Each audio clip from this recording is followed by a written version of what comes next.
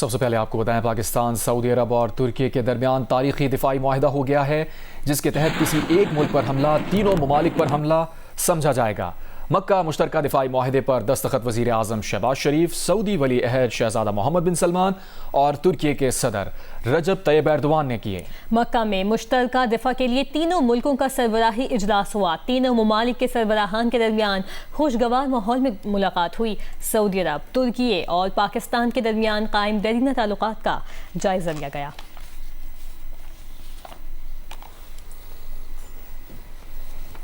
वज़ीर आज़म शहबाज शरीफ ने पाकिस्तान, सऊदी अरब और तुर्की के दरमियान मुश्तरका दिफाई मुआहिदे पर दस्तखत करने को अपने लिए बाइस एजाज़ करार दिया है और कहा है कि फील्ड मार्शल की वजह से ये मुश्तरका विजन हकीकत के रूप में बदला है। बोले वो दुआगो हैं कि इस मुआहिदे से तीनों ममालिक में खुशहाली बढ़े और तमाम मुस्लिम अक़वाम के लिए खैर नफ़ा हो। सऊदी अरब के वज़ीर ख़ारजा फैसल बिन फरहान ने कहा, मुश्तरका दिफाई मुआहिदा इलाक़ाई अमन को फ़रोग़ देने में मददगार साबित होगा, जिसके मुस्बत असरात पूरे खित्ते पर मुरतब होंगे। ये मुआहिदा सऊदी अरब के खलीजी ममालिक और अरब ममालिक के साथ ताल्लुकात और दीगर बैनुल अक़वामी ताल्लुकात को मुतासिर नहीं करेगा।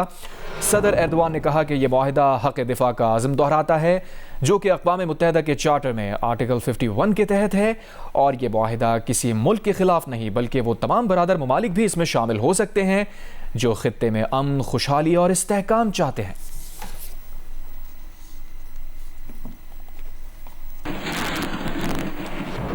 ईरानी वज़ीर ख़ारजा अब्बास अराग़ची ने कहा है कि मुसलमान मुत्तहिद होकर खड़े हों तो हम बैरूनी अनासिर की जानिब से दरपेश हर चैलेंज का डट कर मुकाबला कर सकते हैं।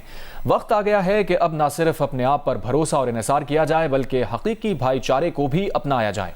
उन्होंने कहा कि ईरान की ताकतवर मुसल्लह अफ़वाज ने दुनिया की महंगी तरीन अस्करी क़ुव्वत के मुकाबले में अपनी तैयारी, सलाहियत और ताकत का मुज़ाहिरा किया है।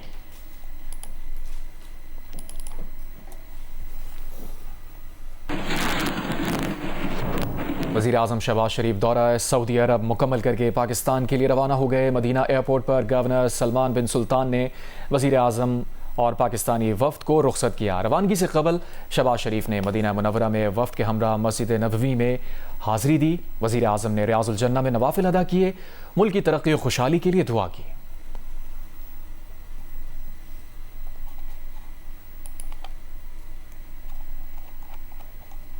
आपको बताएं कि अमेरिकी chairman joint chief of staff general Dan Caine ने भी सदर ट्रंप को ईरान जंग से निकलने का मशवरा दिया है। अमेरिकी टीवी के मुताबिक जनरल डैन केन ने ईरान जंग से बाहर निकलने का रास्ता तलाश कर रहे हैं, क्योंकि उनके नज़दीक जंग बढ़ाने के फौजी ऑप्शन का नतीजा उल्टा निकलने का खदशा है और तन्हा फ़ज़ाई ताकत की बुनियाद पर यह जंग नहीं जीती जा सकती। अमेरिकी टीवी के मुताबिक सिर्फ जनरल डैन केन ही नहीं जो ये सोचते हैं कि ईरान जंग अब एक चौराहे पर पहुंच चुकी है, वो जंग बढ़ाने के खिलाफ CIA के डायरेक्टर जॉन रैडक्लिफ, वज़ीर ख़ारजा मार्को रूबियो और नायब सदर जेडी वैंस से भी अपनी तशवीश का इजहार कर चुके हैं और साथ ही जंग ख़त्म करने के इम्कानात ढूंढने का जिक्र कर चुके हैं। रिपोर्ट के मुताबिक सदर ट्रंप ईरान में ज़मीनी फ़ौज भेजने के मुखालिफ हैं और समझते हैं कि फ़ज़ाई हमलों से ईरान को डील पर आमादा किया जा सकता है। तहम जनरल डैन केन समेत कई दीगर के नज़दीक ऐसा नहीं होगा, बल्कि ऑप्शंस इख्तियार किए जाने चाहिए। अमेरिकी टीवी के मुताबिक ईरान में पुलों और तवानाई तनसीबात पर हमलों से ईरानी अवाम की हिमायत हासिल होने के बजाय मुखालफत बढ़ने का अंदेशा है। अमेरिकी टीवी के मुताबिक सेंट्रल कमांड ऑपरेशन के हक़ में है और इसराइल भी तनाज़े को बढ़ाना चाहता है।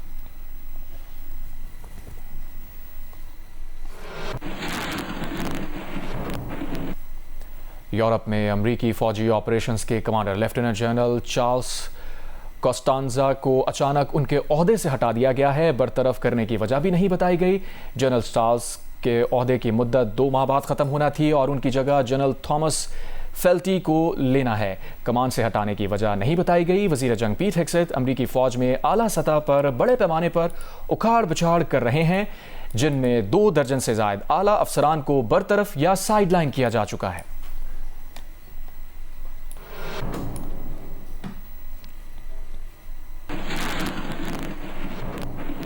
यमनी फ़ौज ने हूसियों की तंजीम अंसारुल्लाह के खिलाफ ऑपरेशन का ऐलान कर दिया है। तर्जुमान यमनी फ़ौज का कहना है कि यमनी इलाकों मारिब और हज़र अल मौत में किए गए हमलों के जवाब में ऑपरेशन कर रहे हैं। अपने शहरियों और फ़ौज के खिलाफ किसी भी खतरे का फैसलाकुन फ़ौजी जवाब दिया जाएगा।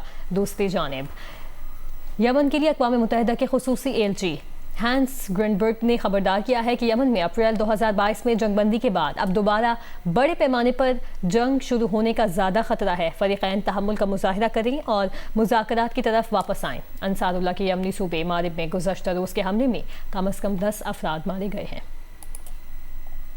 कराची के सोसाइटी कब्रिस्तान में मीर रज़ा की कब्र कुशाई जारी है। पुलिस की नफरी तैनात की गई है। सैंपल्स लेने में 2 से ढाई घंटे लग सकते हैं। कब्रिस्तान के अंदर और बाहर की सूरत हाल बता रहे हैं जियो न्यूज़ के नुमाइंदे काशिफ मुश्ताक। बिल्कुल, इस वक्त हम मीर रज़ा की अपडेट के हवाले से यहाँ मौजूद हैं और यहाँ कब्र कुशाई के मामलात का आगाज़ कर दिया गया और उसके बाद तमाम तर कार्रवाई यहाँ की जा रही है। इस वक्त मेन टेंट जो है वो मेन सड़क पर ही लगाया गया है और यहाँ से जो है वो तमाम तर कार्रवाई की जाएगी, जबकि कब्र कुशाई का मामला जो कब्रिस्तान के अंदर एक टेंट लगाया गया है वहाँ से किया जा रहा है। लेकिन यहाँ पुलिस की भारी नफरी डिप्लॉयड कर दी गई है। तमाम तर एरिया को कॉर्डन कर दिया गया है। मीडिया के लिए एक सराउंडिंग रख दी गई है कि वहाँ मीडिया रहेगा और उसके बाद तमाम तर कार्रवाई वहाँ से उन्हें जो है वो बताई जाएगी। बिल्कुल, इस वक्त हम कब्रिस्तान के मरकजी दरवाजे पर मौजूद हैं और यहाँ से अंदर चलते हैं और यहाँ तमाम तर जो कब्र कुशाई के मामलात हैं वो अंदर किए जा रहे हैं। कॉर्डन किया गया है पूरे एरिया को। मैं अपने कैमरामैन मोहम्मद साजिद से कहूँगा कि मेरे साथ अंदर की जानिब चलें और आपको यहाँ से अंदर उस पॉइंट पर भी लेके जाते हैं जहाँ ये तमाम तर मामलात किए जा रहे हैं।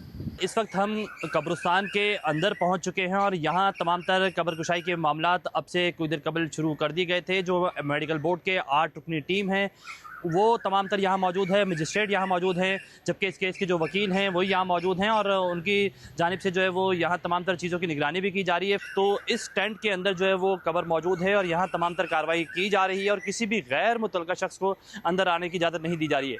आप ये देख सकते हैं कि चारों एतराफ़ जो है वो पुलिस की नफरी जो है वो डिप्लॉयड की गई है। जैसे ही तमाम तर सैंपल्स ले लिए जाएंगे और उसके बाद यहाँ से मेडिकल टीम भी रवाना होगी और वो सैंपल्स जो हैं वो कराची यूनिवर्सिटी की लेबॉर्ट्री में जो है वो भिजवाए जाएंगे। जी। हंगू में सिक्योरिटी फोर्सेस ने इंटेलिजेंस बेस्ड ऑपरेशन में 7 फितनतुल खवारिज को दहशतगर्दों को हलाक कर दिया है। शदीद फायरिंग के तबादले में 27 साल कैप्टन हमजा अकरम ने जाम शहादत नोश किया। हलाक खवारिज के कब्जे से असलहा और गोला बारूद भी बरामद कर लिया गया। ISPR के मुताबिक 7 अगस्त को सिक्योरिटी फोर्सेस ने हंगू में भारतीय प्रॉक्सी फितनतुल खवारिज से ताल्लुक रखने वाले खवारिज की मौजूदगी के इतला पर इंटेलिजेंस बेस्ड ऑपरेशन किया। खवारिज ने बुज़दिली का मुजाहिरा करते हुए मस्जिद में पनाह ली और इबादतगाह के तक़द्दुस को पामाल किया। शदीद फायरिंग के तबादले में भारतीय सरपरस्ती में सरगर्म फितनाल खवारिज के 7 खवारिज हलाक कर दिए गए। फायरिंग के तबादले में 27 साल कैप्टन हमजा अकरम ने जाम शहादत नोश किया। कैप्टन हमजा अपने दस्तों की अगले मोर्चों से क़यादत करते हुए खवारिज का मुसलसल ताक़ुब कर रहे थे और जवामर्दी से लड़ते हुए शहीद हुए। इलाके में दीगर भारतीय सरपरस्ती में मौजूद खवारिज के खात्मे के लिए सैनिटाइजेशन ऑपरेशन जारी है। ISPR का कहना है कि बहादुर जवानों की ऐसी कुर्बानियाँ हर कीमत पर कौम के तहफ़्फ़ुज़ और सलामती के अज़म को मज़ीद मजबूत करती हैं। वज़ीर दाखिला मोहसिन नकवी ने जाम शहादत नोश करने वाले कैप्टन हमजा अकरम को खिराज अक़ीदत पेश किया है। वज़ीर दाखिला का शहीद कैप्टन हमजा अकरम के अहल खाना से दिली हमदर्दी और ताज़ियत का इजहार। एक बयान में वज़ीर दाखिला ने कहा, वतन के बहादुर सपूत ने 7 खारजियों को हलाक किया और मज़मूम मज़ाइम को नाकाम बनाया। कैप्टन हमजा अकरम शहीद का आज़म और जज्बा ही कौम की असल क़ुव्वत है। हमारे शोहदा के खून का एक एक कतरा वतन के तहफ़्फ़ुज़ की ज़मानत है। कैप्टन हमजा ने अपनी कीमती जान वतन पर निछावर की और शहादत का बुलंद रुतबा पाया। शहीद कैप्टन हमजा हमेशा हमारे दिलों में जिंदा रहेंगे।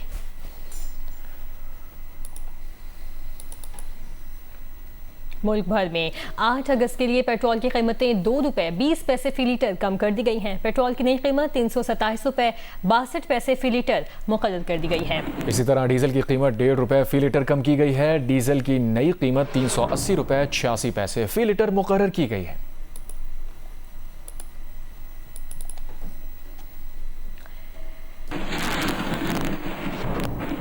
गुड्स ट्रांसपोर्टर्स को मुज़ाकरात के लिए वफाकी हुकूमत इस्लामाबाद तलब किया है। सदर ट्रांसपोर्ट इत्तेहाद ने जियो न्यूज़ से बात करते हुए कहा कि 8 अगस्त से शुरू होने वाली हड़ताल पर आइंदा का लाहे अमल पीर को इजलास के बाद देंगे। सदर ऑल पाकिस्तान गुड्स ट्रांसपोर्ट इत्तेहाद मलिक शहजाद ऐवान ने जियो न्यूज़ से बात करते हुए कहा कि उनके चार्टर ऑफ डिमांड पर वफाक और सिंध हुकूमत के नुमाइंदों से गुज़श्ता रोज़ हुआ इजलास नाकाम हो गया था, जिसके बाद ट्रांसपोर्टर्स ने हड़ताल की कॉल पर अमल दरामद का फैसला किया है।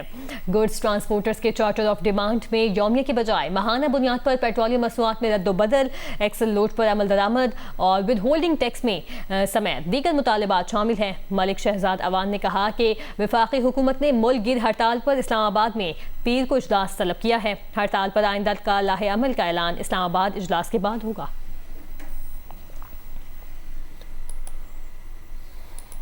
All Pakistan mini Mazda association की जानिब से डीज़ल की कीमतों में इजाफे के खिलाफ गुड्स ट्रांसपोर्ट की पहिया जैम हड़ताल जारी है। लाहौर में ड्राइवर्स ने ट्रक अड्डों पर गाड़ियां खड़ी कर रखी हैं। तफसील बताएंगी नुमाइंदा जियो न्यूज़ इरम आवान। जी बिल्कुल, ऑल पाकिस्तान मज़दा एसोसिएशन की जानिब से मुल्क गिर पहिया जाम हड़ताल का ऐलान किया गया है, जिसमें तमाम गुड ट्रांसपोर्ट्स को बंद किया गया है। ड्राइवर्स जो हैं वो गाड़ियां नहीं चला रहे। इस वक्त भी मैं एक अड्डे में मौजूद हूँ, यहाँ पर भी जो गाड़ियां हैं वो रुकी हुई हैं। हमारे साथ कुछ मिनी मज़दा के जो ड्राइवर्स हैं इनसे बात कर लेते हैं। डीज़ल पेट्रोल है रोज़ की रोज़ महंगा हो रहा है, इससे हमारी मुश्किलात में बहुत ज़्यादा इजाफा हो रहा है। गुजारिश है इन हुक्मरानों से कि हमारे जो हाल पे ना रहम किया जाए। जब हम बाहर निकलते हैं हमें ट्रैफिक वाले नहीं छोड़ते। इधर पेट्रोल बहुत महंगा है, उधर ट्रैफिक वाले बहुत महंगे हैं। जब तक हड़ताल रहेगी तब तक ये हमारे बात नहीं मानेंगे। जी बिल्कुल, आपने इनकी बात सुनी। इनका कहना था कि जब तक हमारे मुतालबात पूरे नहीं होते हम पहिया जाम हड़ताल जारी रखेंगे। इनका मुतालबा ये है कि जो डीज़ल की कीमतें हैं उनको कम किया जाए, रोज़ाना की बुनियाद पर डीज़ल की कीमतें ना बढ़ाई जाए, इसको 1 माह के बाद रद्दोबदल इनमें किया जाए। और दूसरा इनका ये है कि जो टोल टैक्स लगाए जाते हैं उनमें भी कमी लाई जाए। खेल के मैदान से खबर यह है कि Pakistan test squad West Indies से इंग्लैंड के लिए रवाना हो गया है। दोनों टीमों के दरमियान सीरीज़ का पहला टेस्ट मैच 19 अगस्त से शुरू होगा। पाकिस्तान का टेस्ट स्क्वाड वेस्ट इंडीज से इंग्लैंड के लिए रवाना हो गया। पाकिस्तान और इंग्लैंड के दरमियान 3 मैचेस पर मुश्तमिल टेस्ट सीरीज शेड्यूल्ड है। सीरीज से पहले पाकिस्तान टीम सिलेक्ट 11 के खिलाफ 4 रोजा वार्म अप मैच भी खेलेगी। पाकिस्तान और इंग्लैंड के दरमियान सीरीज का पहला टेस्ट 19 अगस्त से शुरू होगा। मास्टर्स हॉकी वर्ल्ड कप में पाकिस्तान वेटरन्स टीम को नीदरलैंड्स ने 0 के मुकाबले में 10 गोल से हरा दिया। पाकिस्तान अपना दूसरा मैच 9 अगस्त को आयरलैंड के खिलाफ खेलेगा। मास्टर्स हॉकी वर्ल्ड कप में पाकिस्तान वेटरन्स टीम को पहले मैच में शिकस्त का सामना करना पड़ा, जहां नीदरलैंड्स ने पाकिस्तान को 0 के मुकाबले में 10 गोल से शिकस्त दे दी। पाकिस्तान टीम में Olympian Shahbaz senior, Olympian Tariq Sheikh, Olympian Khalid Hamid और दीगर खिलाड़ी हिस्सा ले रहे हैं। ग्रुप डी में पाकिस्तान के साथ नीदरलैंड्स, वेल्स और आयरलैंड की टीमें शामिल हैं। विमेंस एशिया कप 2026 की तैयारी के लिए पाकिस्तान विमेन क्रिकेट टीम का कैंप आइंदा हफ्ते शुरू होगा। पाकिस्तान विमेन क्रिकेट टीम की अगली असाइनमेंट दुबई में होने वाला विमेंस एशिया कप है, जो 28 अगस्त से 13 सितंबर तक खेला जाएगा। जराये के मुताबिक पाकिस्तान विमेंस T20 स्क्वाड 16 अगस्त से ट्रेनिंग शुरू करेगा।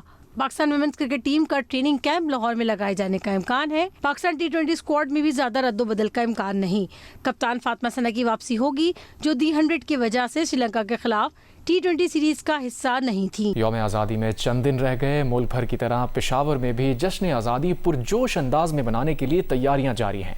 बाजारों में सबसिलाली परचमों, बैजेस, टोपी और दीगर अशिया के स्टॉल्स लग चुके हैं। बाजार, मार्केट्स, गली कूचे और गाड़ियां सब जिलाली झंडों और चांद सितारों से सजाई गई हैं। वालिदैन ने बच्चों के हमरा 14 अगस्त की मुनासबत से खरीदारी के लिए बाजारों का रुख भी कर लिया है। मजीद बता रही हैं जियो न्यूज़ के नुमाइंदा माहम कुरैशी। जी, अगस्त का महीना शुरू होते ही मुल्क भर में 14 अगस्त की तैयारियां जो है वो शुरू हो जाती है। पेशावर में भी मुख्तलिफ स्टॉल जो है वो सज चुके हैं। ख़रीदार भी यहाँ पर आए हुए हैं। उनका कहना है कि अभी तो 14 अगस्त में काफ़ी दिन है, लेकिन वो अभी से ख़रीदारी इसलिए कर रहे हैं क्योंकि आखिरी दिनों में बाज़ारों में रश भी बढ़ जाता है। इस वक्त हमारे साथ एक ख़रीदार मौजूद है जिन्होंने अपने बच्चों के लिए कुछ शॉपिंग की है। बच्चों के लिए ख़रीदारी की है, बेटी के लिए बटरफ्लाई ख़रीदे और फ्लैग्स वगैरह बेटों के लिए ख़रीदे। अभी बाज़ार का चक्कर लगाते हैं। आखिरी दिनों में फिर रश भी बहुत ज़्यादा होते हैं, थोड़े थोड़े करके भी से शुरू किए शॉपिंग। अभी ये अपने बच्चों के लिए कपड़े और बैजेस समेत दीगर चीज़ें जो है वो भी खरीदेंगे, जबकि जो और ख़रीदार है उनका ये कहना है कि वो हर साल की तरह इस साल भी जश्न आज़ादी जो है वो भरपूर अंदाज में मनाएंगे। जी।